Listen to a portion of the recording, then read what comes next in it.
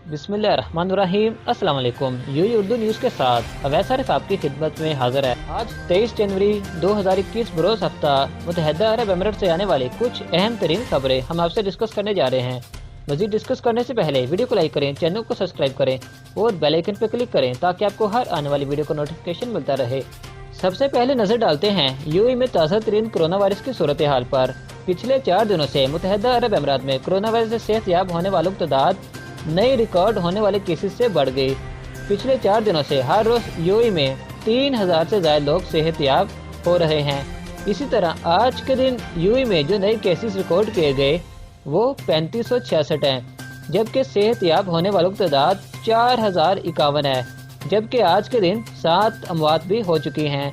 इसी तरह पिछले 24 घंटों से 87,720 लोगों को कोरोना वैक्सीन के टीके भी लग चुके हैं। मुत्तहदा अरब अमीरात में कोरोना वायरस केसेस की तादाद में इजाफे के बाद मजीद सख्तियां सामने आ गई। गवर्नमेंट प्राइवेट टीचर्स के लिए हर 14 दिन के बाद पीसीआर रिपोर्ट करवाना लाजम हो गया। अगर आप प्रॉपर वैक्सीन इस्तेमाल करते हैं तो पीसीआर रिपोर्ट कराने से आपको इस्तिस्ना हासिल होगी। याद रहे 2 दिन कबल फेडरल गवर्नमेंट एम्प्लॉयज के लिए हर 7 दिन के बाद पीसीआर रिपोर्ट करवाना लाजमी करार दिया गया है। जबकि कोरोना वायरस के बाद अमाराती एयरलाइन भी दुनिया भर से मुअत्तल होने लगी। America, Philippine, south Africa, Australia के बाद अब डेनमार्क, कोपेनहेगन से भी अमाराती एयरलाइन सस्पेंड कर दी गई।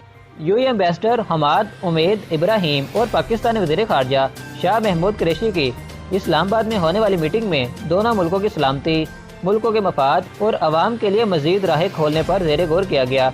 पाकिस्तानी वज़ीर ख़ारजा शाह महमूद कुरैशी का कहना है कि मुत्तहदा अरब अमीरात पाकिस्तान की हर मुश्किल घड़ी में साथ खड़ा हुआ है। यूएई रासुल खैमा में 27 कैदियों ने इस्लाम कबूल कर लिया।